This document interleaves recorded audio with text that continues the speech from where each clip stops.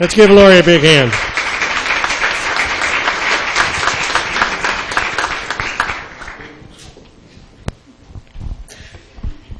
Thank you very much. I'd like to thank everybody for coming out tonight. It's cold, parking was tough, and I appreciate you being here. I appreciate the Canyon Country Advisory Committee taking such an active interest in our council election. And I want to say a special thank you to my husband who left work early to be here tonight. I'm privileged to have served for the last 4 years as a council member and currently as the mayor of the city of Santa Clarita. I'm very proud to have endorsements from Congressman Buck McKeon, Assemblyman Cameron Smythe, and State Senator Tony Strickland. When I first ran 4 years ago, many people said, "Who?" They said I was a soccer mom or Frank's girl or too naive. But I ran a tough campaign. I motivated hundreds of people who had never voted in a council election before, and I have proven that I am a leader. I led the way in fighting for the expansion of our local hospital because it is imperative that we have improved ER and ICU services, a state-of-the-art neonatal intensive care unit, and a helipad, and the very best medical care possible for our community. I took the lead in creating the Santa Clarita Public Library System because we must have local control over local services, and it is wrong to send millions of taxpayer dollars to other communities. And a real leader listens to the community, not only from the council dais twice a month, but every single day. Serving Santa Clarita is my full-time job. As the mayor and the mother of 3 teenage boys, I'm out in the community every single day talking to people, listening to their concerns, and sharing ideas for a better Santa Clarita. Whether it's at a chamber meeting or a PTA meeting, in a park or a grocery store or at a Starbucks, at school or at church, I hear what our residents are saying, and all of their opinions count. Looking back over my first term, I can point to 4 years of balanced and on-time city budgets, improved services for seniors and for youth, record low crime rates, and strong relationships with our many partners. But looking ahead, there are big issues to deal with: a growing problem with teen drug use, the elimination of redevelopment as a tool to combat the broken window syndrome, and an economy that's not improving anytime soon. It takes a leader with experience to deal with these kinds of issues. It has been an honor to work with my fellow council members and build consensus, to lead the way through difficult times and controversial issues, and to serve this community that I love. Thank you.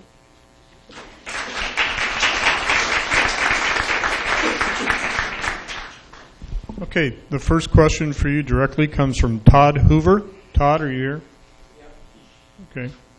What is your position on the new courthouse that LA County is planning to build in Castaic? I'm thrilled that we are getting a new courthouse. I certainly wish that it would be a courthouse dedicated to the unincorporated area. Not only did the 5 members of the Board of Supervisors not consult with the city, they didn't consult with Sheriff Baca or our local sheriff's captain, and that's very disappointing. I certainly hope that they will build as planned this new courthouse and sheriff's station, and that they will build another sheriff's station in the future on the east side of town in Canyon Country, but keep our existing station open and in operation. Okay, another question for you from Tony Natoli. If you get reelected, will you move public input to the top or middle of the council agenda? And if not, why not? You know, I feel strongly that a city council meeting is a business meeting. It is a meeting where we are there to do the public's business in front of the public.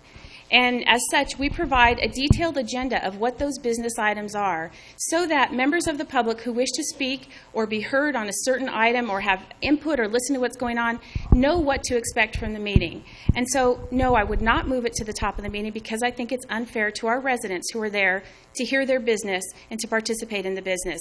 A city council meeting is not a town hall meeting. We do provide a time at the end of the meeting for public comment on any topic that is not on our agenda. We will stay there as long as we need to listen to everybody. But I think we need to do the public's business before them in a business-like fashion and stick to our agenda. So I think that that's an important distinction.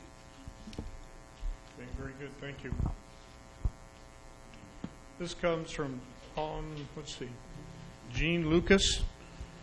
The city claimed that with the privatization of the libraries, they would have an approximate $400,000 surplus, but they were unable to collect the more than $1 million special tax.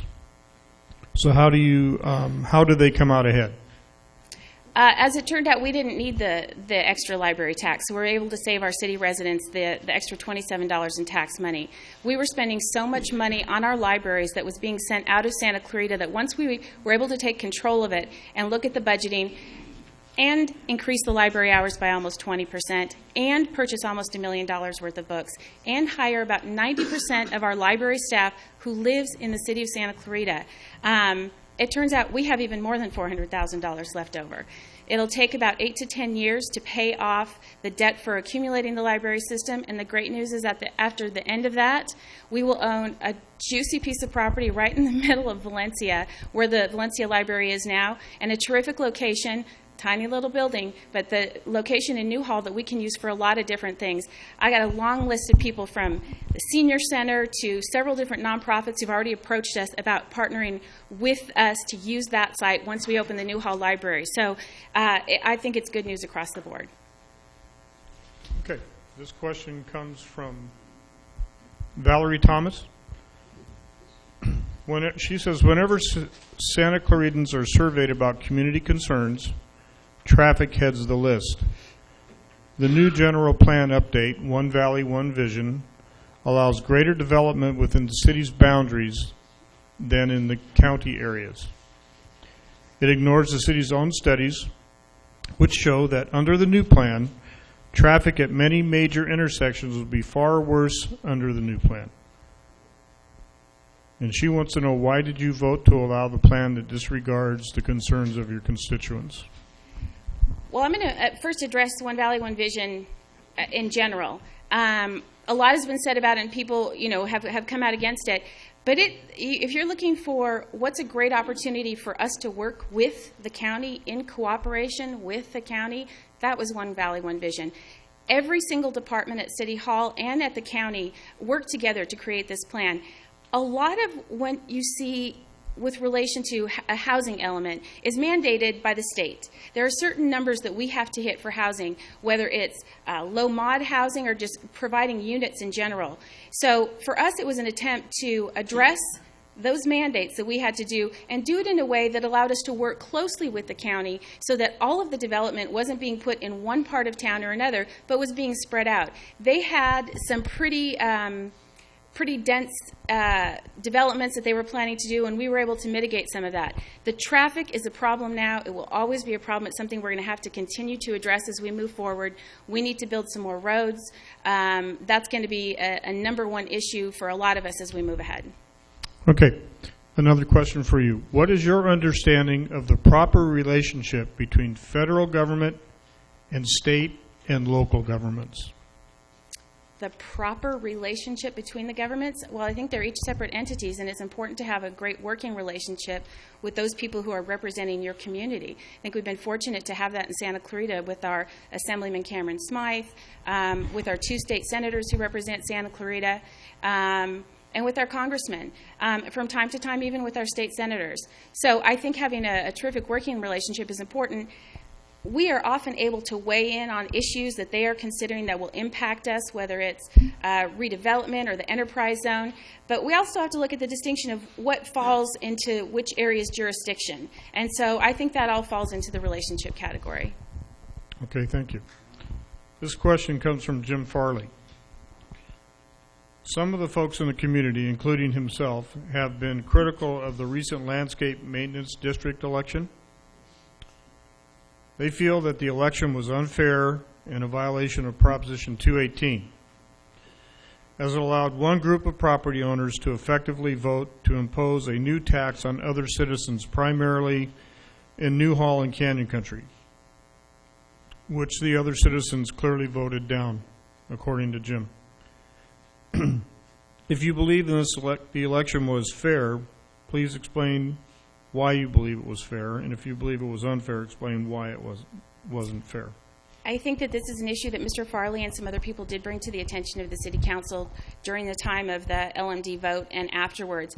And we did direct our city attorney to look into it and make sure that we were doing the letter of the law in what we did. And so I'm confident with the city attorney's decision that it was done appropriately. Okay. This question comes from Eric Halbren. He asks, why did you financially support Richard Alarcon in the LA City Council race in February of 2000? I don't know that it was February of 2000. I think it was later than that. I think it was 2007 I'm sorry, or 2008. 2007, my Okay, mistake. 2007. I was invited to a fundraiser at Larry Rasmussen's office. He's a local developer. And it was invited not by Larry, but by somebody else, that they were holding a fundraiser for Mr. Alarcon, who they felt it would be beneficial to have him elected because there were some key things that he could represent the city of Santa Clarita on. I had never met the gentleman, but was told as a candidate who's running for city council, it was a great idea for me to go with a lot of the who's who in Santa Clarita to this fundraiser and contribute to his campaign. And so I did. Mr. Alarcon has a very colorful history. I served with him on the San Fernando Valley Council of Governments, and I don't think we've ever even spoke, except for the time that we met at the fundraiser. So I'd love to have that $100 back. I'd love to see who else donated money to him. I certainly wasn't the only one. Okay, thank you. All right, this comes from Mike. I'm going to butcher your name again, Mike. No, okay. The hospital has not yet retained an architect to design an inpatient tower. That must be a tower for patients, not a tower that doesn't have any patients. Furthermore, they are evasive when asked when one will be built, what the estimated cost is, and if they have funding. It is estimated that a new tower will take 5 to 6 years to be built from the time an architect is engaged at a likely cost of, it's like, is that $1 billion? $100 million? Okay, sorry, I went to LA City Schools. For 100 beds. Furthermore, they reported their current occupancy is only 75%. Why should we believe an inpatient tower will be built, and why do you not require firm tie-ins with the construction of an inpatient tower and the office buildings? I think we were pretty clear when we approved the master plan in the triggers that they had to have from one building to the next. I don't represent Henry Mayo Hospital. I don't work for them. I am not their spokesperson. Instead, I represent the people of Santa Clarita, who all spoke very loudly when they said, we need better and improved health care. And my feeling for getting better and improved health care was not to walk away from our only hospital, but to support it and to support the expansion. And I think we've seen some great things happening there. Certainly the inpatient building is big. We need more ORs. I think there probably needs to be a further expansion of the ER if you've been there lately. And so to me, the answer was not ever to walk away from it, but to put more into it. Should we have another hospital here? Yes, we absolutely should. Should it be located probably somewhere near Golden Valley in the 14? Perfect location. I know that there have been discussions with hospitals, some of the big corporations. Kaiser had shown some interest in coming out here, instead decided to open in the Antelope Valley. So it's something we need to continue to pursue, but I think we need to develop and support the hospital that we have. Okay, and here's another question from Tony Natoli. Could you tell us your understanding of the issue with the sanitation district when it comes to chlorides? And his question is there any way to find an alternative to the proposals that we have right now? God, I hope so. I think what we're looking at is bad news, and neither one of those is very appealing. And so we've got to use every bit of science that we possibly can to address how we can bring those numbers down. We do not want to build that plant. We do not want to accept the fine. Either one is just dreadful. So I think we're doing everything we can. I think there's a way. I know Bob mentioned it the other night at the council meeting that we could possibly eliminate even more of the salt-based water softeners to bring the numbers down farther. But the truth is we are really at the mercy of just this bizarre group who's dictating what we do, and so we've got to keep fighting. It's not pretty, but it's not over. All right, we're